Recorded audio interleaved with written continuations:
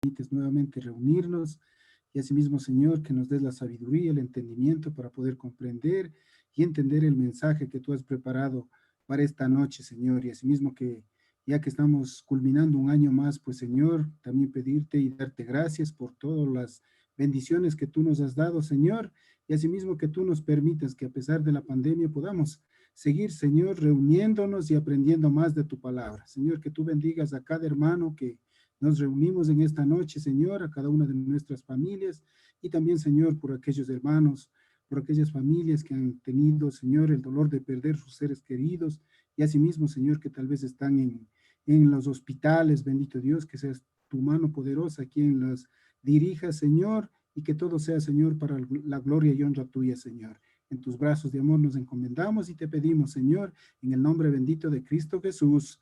Amén. Amén, amén. Bueno, gracias, hermano Santa Fe.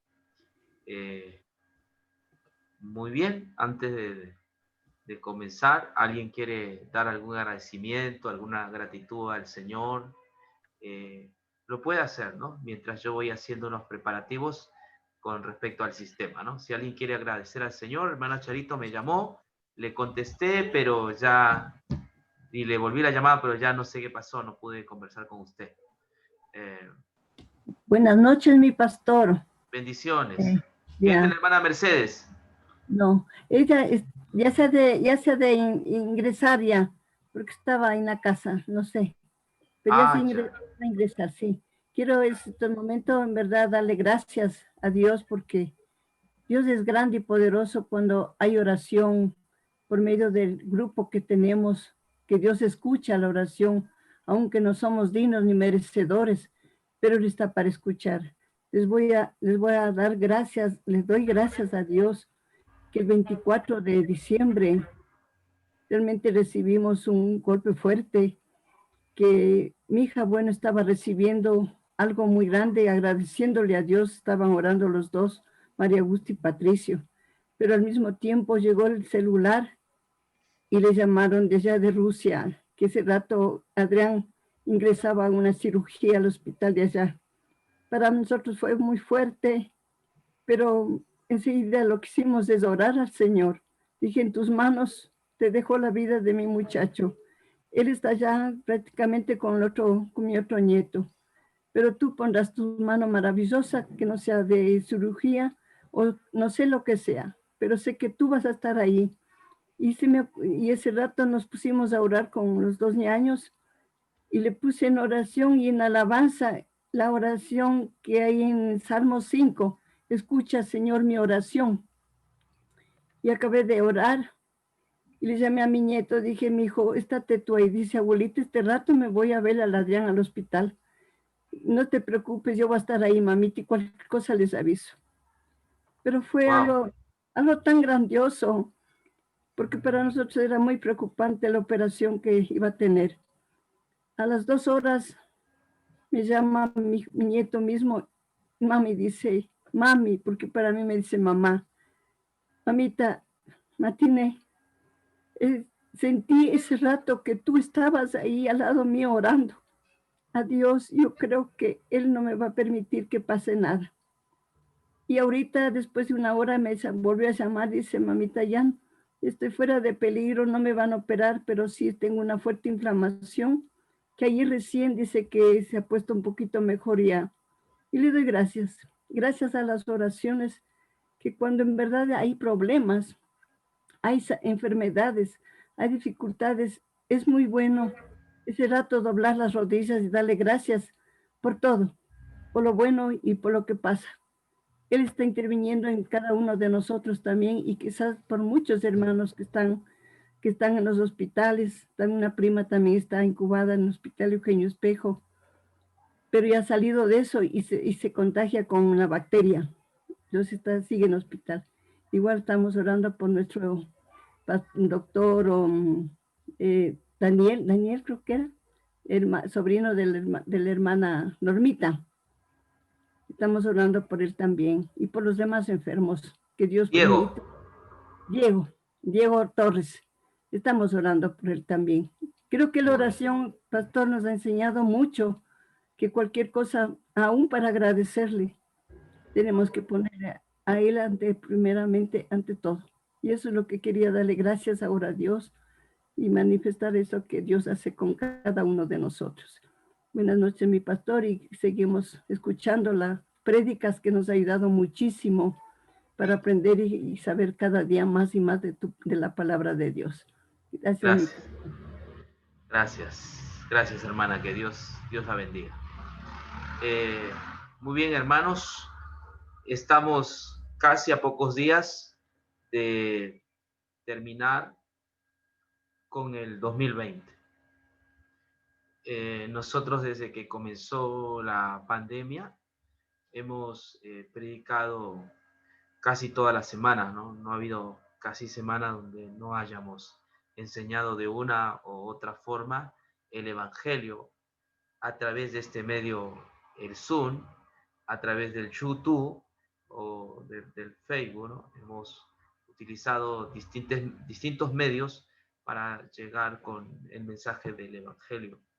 Y al terminar el año yo me pregunto cuántos de los que nos escuchan están siguiendo a Jesús, cuántos están en el camino, cuántos han visto en esta pandemia a Jesús y han llegado a encontrar al más deseado entre 10,000.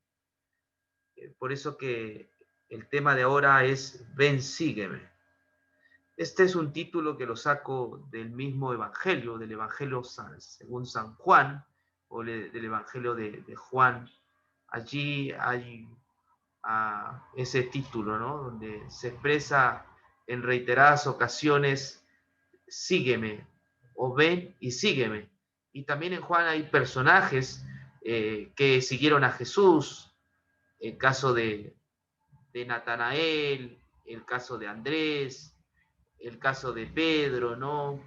El caso de la mujer samaritana. Hay una serie de personajes que están en la Biblia que siguieron a Jesús. Pero quiero preguntarte, especialmente a aquellos que nos ven por YouTube, ¿sí sabían que en YouTube nosotros tenemos personas que son de origen católico? Algunos no profesan ninguna religión, pero ellos escuchan y ven por su pantalla nuestra programación, los temas que damos, y quiero preguntarles si estás ya del lado del maestro, si estás apreciando el don de la salvación que se encuentra en Jesús. Por eso este verbo, ¿no? Que es una acción, ven, sígueme, es importante. ¿Estás siguiendo a Jesús? En el Nuevo Testamento y especialmente en el libro de Juan, el verbo que es utilizado y que tiene mucha connotación es seguir a Jesús. Seguir a Jesús lo es todo. Esto no es seguir un grupo de doctrinas, un manual instructivo, unas ciertas creencias. No, el Evangelio nos invita a seguir a Jesús. Y es que seguir a Jesús lo es todo. Entonces, me pregunto a los oyentes si ya se decidieron por Jesús, si se dieron cuenta que es todo lo que contiene la verdad, es Jesús, que la verdad se encuentra en Él, nada más que en Él. Está siguiendo a Jesús. Va a fenecer pronto el 2020, con sus luchas, con una situación bastante convulsa, con una serie de muertes, tragedias. Este 2020 va a pasar. Viene un nuevo año, 2021, que no sabemos qué cosas van a ocurrir, pero creo que el cambio se hace cuando tú sigues a Jesús. Cuando tú sigues a Jesús, el futuro es promisorio, el futuro es seguro, certero. Cuando sigues a Jesús, estás siguiendo a un nuevo camino. Cuando sigues a Jesús, estás siguiendo al único camino también. Cuando sigues a Jesús, estás siguiendo al único capaz de cambiar el giro de tu vida o el rumbo de tu vida. Es extraordinario encontrarse con Jesús, es extraordinario confiar en Jesús, es extraordinario conocer a Jesús.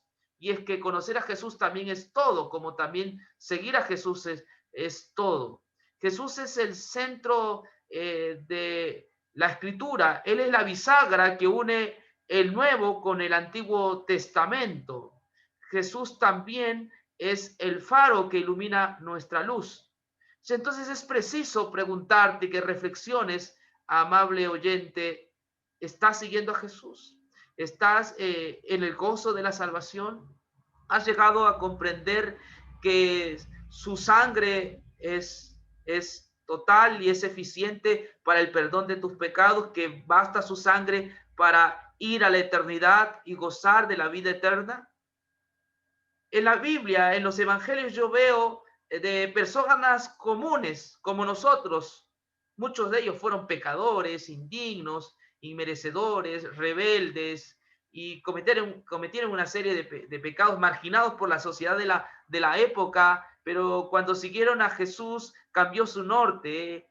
Cuando siguieron a Jesús, entonces su vida empezó a ser vida, comenzaron a vivir, comenzaron a gozar, comenzaron a experimentar lo que es la alegría cuando uno sigue a Jesús. Y justamente voy a hablarles de un personaje, el que escribió el Evangelio según San Juan, el mismo Juan, Juan el Evangelista, o Juan el teólogo, o Juan, a mí me gusta llamarlo Juan, al que Jesús amaba, Juan al que ama a Jesús. Él escribió un evangelio, pero también su biografía es interesante e importante, la biografía de Juan. Juan también fue el que escribió Primera de Juan, Segunda de Juan, Tercera de Juan, y escribió el Apocalipsis, desterrado en Pasmos, allí en un lugar desértico cerca al mar Egeo, lleno de animales, ya viejito. Él escribió el libro de Apocalipsis. Juan aprendió lo que es seguir a Jesús y la alegría que significa seguir a Jesús. Vamos por favor a encontrar un poco de su biografía, que está en el libro de Juan, el capítulo 20. Juan, el capítulo 20, ese es el texto que voy a leer. Juan 20 dice así: el primer día de la semana, muy de mañana, siendo aún oscuro, Marta o María Magdalena fue al sepulcro y vio la piedra del sepulcro quitada. Entonces corrió y fue a Simón Pedro y al otro discípulo, a quien Jesús amaba, y les dijo: han llevado del sepulcro al Señor y no sabemos dónde lo han puesto. Así Pedro y el otro discípulo fueron al sepulcro, corriendo los dos juntos, pero el otro discípulo pudo correr más ligero que Pedro y llegó primero al sepulcro. Bajó a mirar y vio los lienzos, pero no entró. Enseguida llegó Simón Pedro, entró en el sepulcro y vio los lienzos en el suelo, y el sudario que había estado sobre la cabeza de Jesús no estaba con los lienzos, sino doblado y aparte. Entonces entró también el otro discípulo, que había llegado primero al sepulcro, y al ver creyó, porque aún no habían entendido la escritura, que Jesús iba a resucitar de entre los muertos. ¿Ha acontecido la muerte de Jesús? Para los discípulos era una tarde gris. Para los discípulos sus esperanzas habían terminado, se habían desvanecido con la muerte de Jesús. Para ellos fue triste y trágico la muerte de Jesús. No fue un motivo de esperanza como es para nosotros. La experiencia de los primeros discípulos cuando ellos vieron a su Señor crucificado fue una tristeza, una nostalgia. Llegaron hasta situaciones de depresión.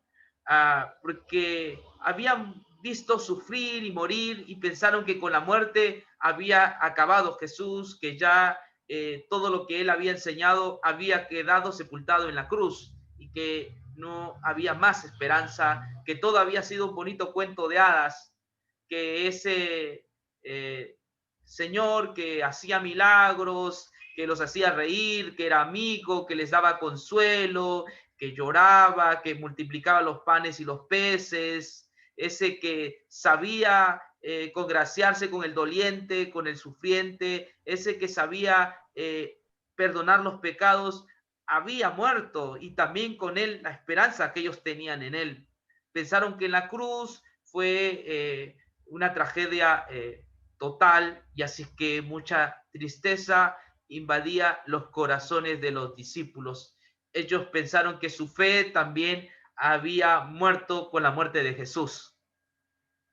Pero para sorpresa de ellos nos narra el Evangelio según San Juan, el primer día de la semana, que es ya domingo, dice: muy de mañana, siendo aún oscuro, María Magdalena, una mujer, no fue al sepulcro y vio la piedra del sepulcro quitada.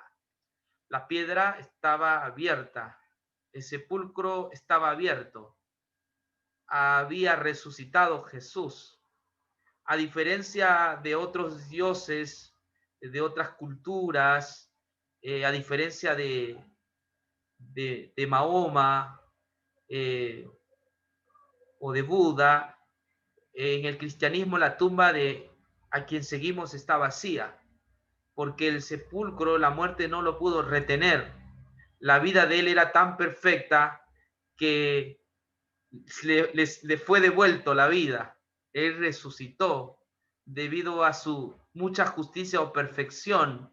Él resucitó, venció a la muerte, porque era un ser inocente, libre de pecado. Era un santo el que murió, un santo verdadero, no los santos falsos que tenemos. Era un santo y por eso la muerte no lo pudo retener.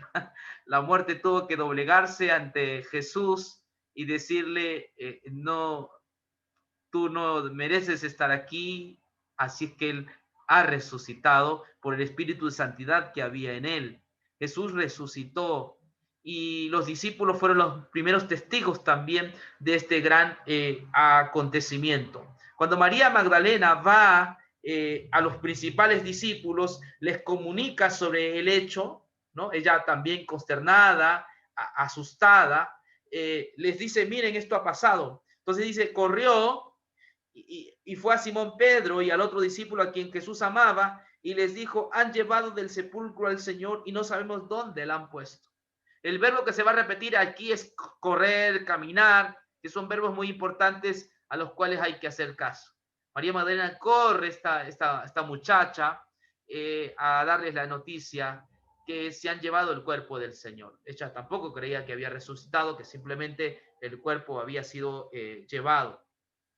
Entonces, al enterarse esto, los discípulos, dice el verso 3, así Pedro y el otro discípulo fueron al sepulcro, corrieron los dos juntos, pero el otro discípulo corrió más ligero que Pedro y llegó primero al sepulcro.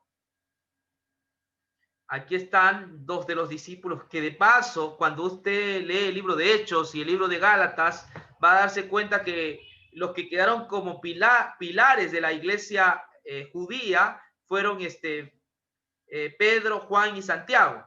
Ellos quedaron como pilares de la iglesia judía mientras Pablo estaba predicando el evangelio entre los gentiles. Este discípulo a quien Jesús amaba es Juan, el discípulo amado. Juan, el discípulo de Pasmos. Juan, el teólogo. Juan, el evangelista. Algún otro, alguien dijo que este es Lázaro. Yo me inclino a pensar que Juan mismo está narrando sobre él y él es el discípulo a quien Jesús ama. Él está contando un poco en detalle lo que aconteció cuando Jesús resucitó. Dice que cuando se enteraron de esto, los dos corrieron, Pedro y Juan. Él no quiere mencionar su nombre, pero es obvio que se trata de Juan, al discípulo que Jesús amaba, porque Juan se solía echar sobre el pecho de Jesús. Juan había aprendido que recostarse sobre el pecho de Jesús es lo mejor que podemos hacer, hermanos queridos. Te digo de verdad, lo mejor que puedes hacer por tu vida o en tu vida es echarte sobre el pecho de Jesús. Porque cuando tú te echas sobre el pecho de Jesús, tú vas a conocer lo que es amor y no vas a mendigar amor. ¿Me comprendes? Cuando tú te eches sobre el pecho de Jesús, tú vas a comenzar a entender lo que es el verdadero amor, el genuino amor, el amor incondicional. Cuando tú te eches sobre el pecho de Jesús, tú vas a aprender a confiar en Jesús y no en tus méritos, no en tus hazañas. Así que es sumamente importante esto. Juan, en la última cena, se le ve recostado sobre el pecho de Jesús, ya que ese pecho es amor, es gracia, es benevolencia, es una persona que es toda compasión, toda bondadosa. Quien va a Jesús, su vida gira, da un giro tremendo, trascendental, y no llega a ser nunca más la misma persona. Dice el texto bíblico que cuando corrieron, los dos, no sé si ha corrido con algún compañero, pero el texto bíblico dice que Juan corrió primero, Juan llegó primero. Juan le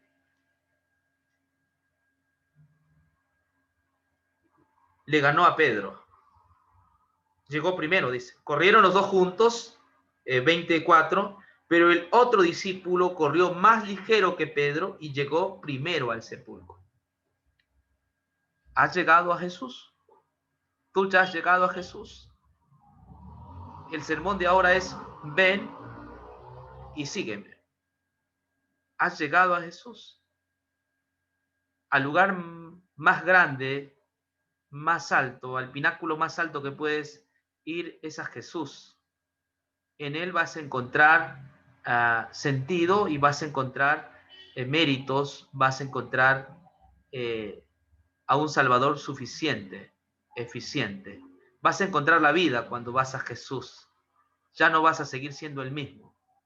Y este discípulo corrió primero. ¿Por qué corrió primero Juan? ¿Y por qué Pedro llegó después? Probablemente porque Juan era más joven, tú puedes decir, y porque Pedro era más viejo, ¿no? Bueno, nada de eso dice el Evangelio. Pero cuando uno conoce a Jesús, lo que más desea es estar del lado de Él, cerca a Él. Es lo que pasó con María y Marta, ¿no?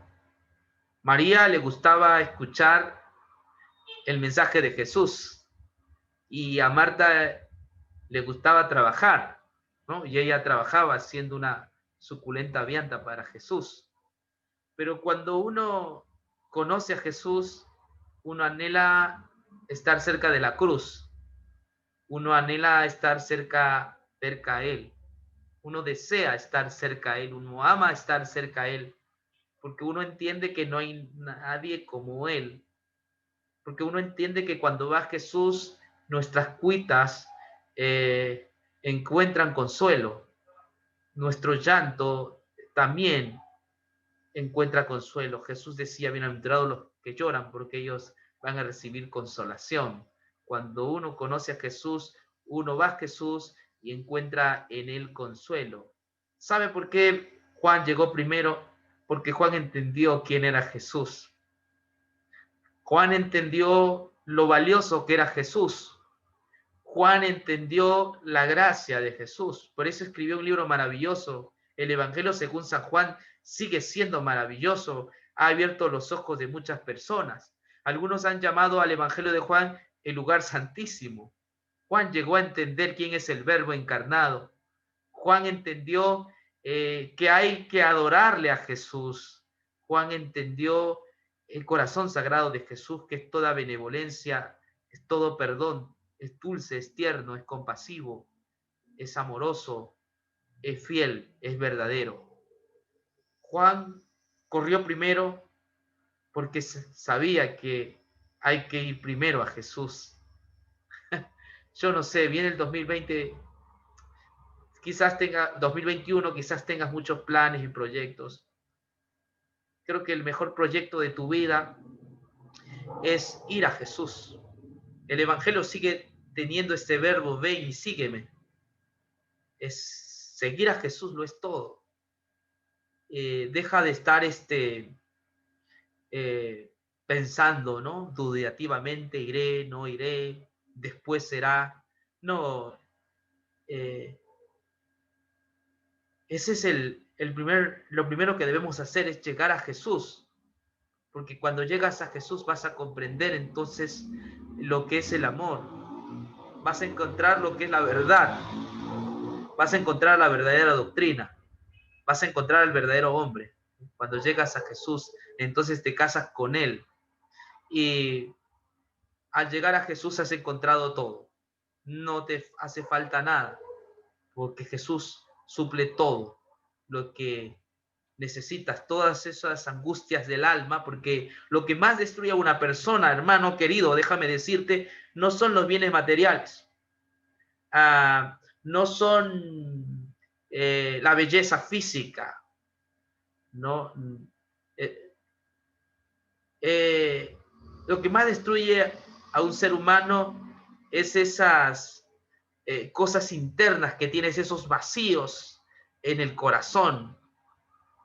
Cuando tienes esos vacíos, entonces vas a tratar de cubrir con la belleza, vas a tratar de cubrir con un hombre, con una mujer, vas a tratar de cubrir con el dinero, vas a tratar de cubrirlo con los títulos, vas a tratar de cubrirlo llamando la atención, queriendo hacerte la última Coca-Cola del desierto. Estás cubriendo, estás poniendo capas porque hay un vacío en tu corazón, porque tu corazón no tiene nada. Entonces vas a tratar de ir cubriendo, cubriendo y cubriendo, pero eso solamente es una careta porque por dentro tienes vacíos existenciales, porque por dentro estás deshecho, porque sabes que por dentro eres un cadáver y que estás muerto, pero buscas de alguna manera tratar de cubrir eso.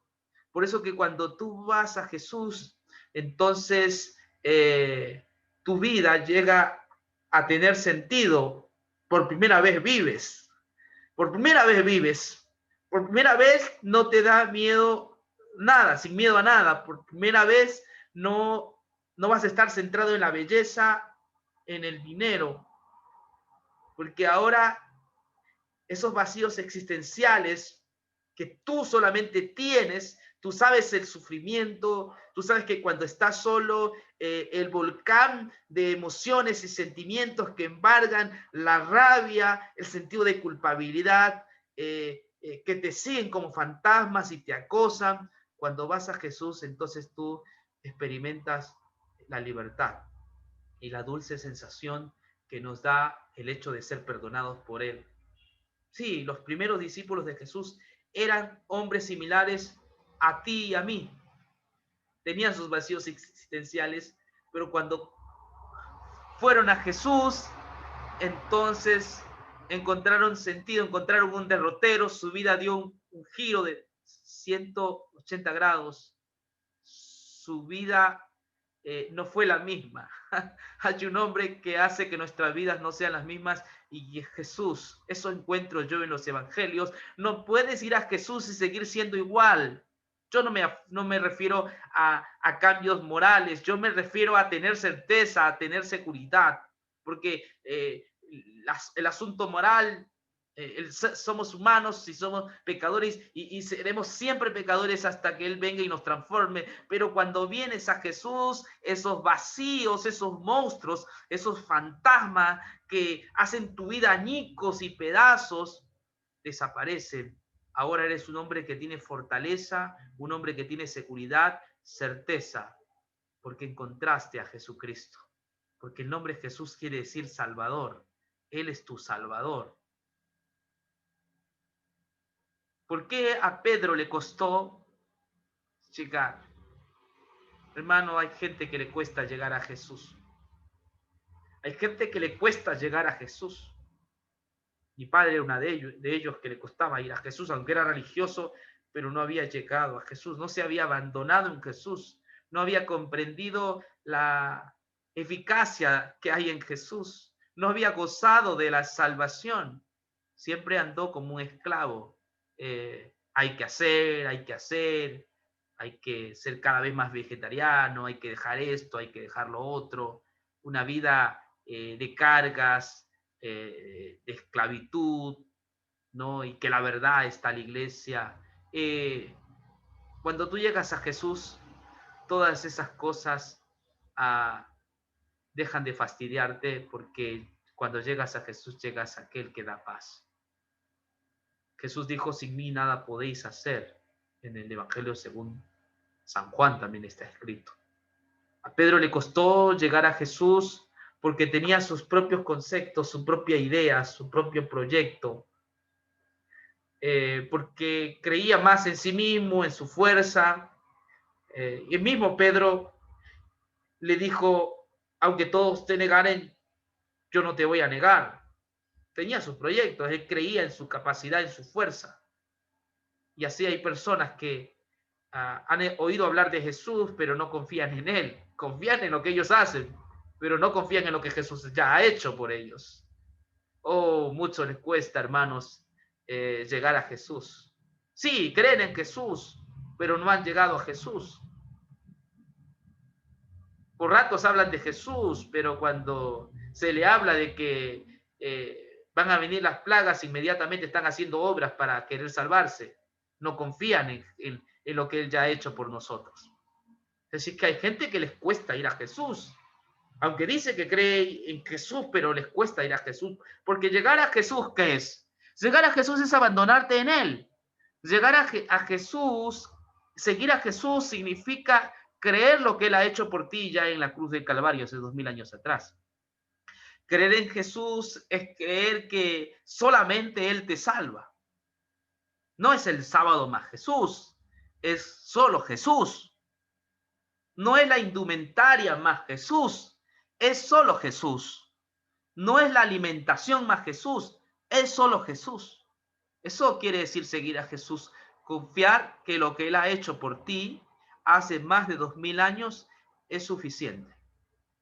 Hay algunos como Pedro que les cuesta ir a Jesús. Vamos un poco más a estudiar la historia de Pedro, que está en Juan 21, y vamos terminando. 19, por favor, Juan 21, 19, dice así. Dice así, dijo esto para dar a entender de qué muerte había de glorificar a Dios. Dicho esto, añadió, sígueme. Esta es la oración que está en el Evangelio, ¿no? Volviendo Pedro, vio que lo seguía aquel discípulo a quien Jesús amaba, el que se había recostado en su pecho en la cena, y le había preguntado, Señor, ¿quién es el que te ha de entregar? Cuando Pedro lo vio, preguntó a Jesús, Señor, ¿y qué de este? Mira, Jesús le dice a Pedro, sígueme, pero cuando Pedro se da cuenta, quien estaba siguiendo a Jesús era Juan. Y aquí el mismo Juan describe, ¿no? Que este era el que se había recostado sobre Jesús en su pecho en la cena y le había preguntado, Señor, ¿quién es el que te ha de entregar? Sí, preocupado, sus preguntas eran exactas. Pedro se asombra porque Jesús le dice, sígueme, pero ya otro se le ha adelantado. Y este es Pedro, este es Juan. Juan se ha acercado a Jesús, se ha adelantado, porque cuando uno conoce a Jesús, no desea cambiarlo por ninguna otra cosa más. Porque cuando uno conoce a Jesús, uno extraña a Jesús y espera en Jesús. Pedro, para asombro de Pedro, Juan ya estaba al lado de Jesús. Juan había entendido lo hermoso que es recostarse en el pecho de Jesús. Recostarse en el pecho de Jesús de forma simbólica es confiar en Él. Recostarse en el pecho de Jesús es creer que Él es nuestro Salvador. Recostarse en el pecho de Jesús es creer en su suficiencia. No se oye. Entonces nosotros necesitamos recostarnos en el pecho de Jesús, es decir, creer en todo lo que Él ha hecho por nosotros. Finalmente, Pedro le va a hacer una pregunta a Jesús. Esta es la pregunta que le hace Pedro a Jesús. Cuando Pedro lo vio, preguntó a Jesús: Señor, ¿y qué de este? Ahora sí. ¿Y qué de este? Le preguntó Pedro a Jesús. ¿Y qué de este? O sea, por Juan, porque vio que Juan lo seguía a Jesús. ¿Y qué de este? ¿No? En forma así media, digamos, no tan aparente, ¿no? Jesús le dijo: si quiero que él quede hasta que yo venga, que a ti, tú sígueme. A Pedro le costaba confiar en Jesús. Finalmente Pedro, sí sabe, llegó a entender que Jesús no era todo.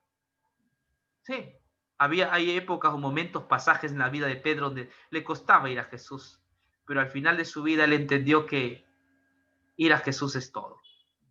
Cuando le tocó el momento del martirio, Pedro entendió. Ahí lo iban a crucificar como Jesús, nos dice la tradición, y Pedro dijo: soy indigno de morir como mi maestro. A mí póngame cabeza abajo. Y fue crucificado cabeza abajo, porque él entendió que seguir a Jesús es todo, que glorificar a Jesús es todo, que honrar el nombre de Jesús es todo, que predicar de Cristo es todo, que acercarse a Jesús es todo, que confiar en lo que Él ha hecho por nosotros es todo. Hermano, hermana, amigo, amiga, ¿has ido a Jesús? ¿O te cuesta como Pedro? Ojalá que vayas. Es lo más bonito que puede ocurrir en tu vida. Es lo más hermoso, el conocer al Salvador. Que Dios te bendiga. Amén. Amén. Amén.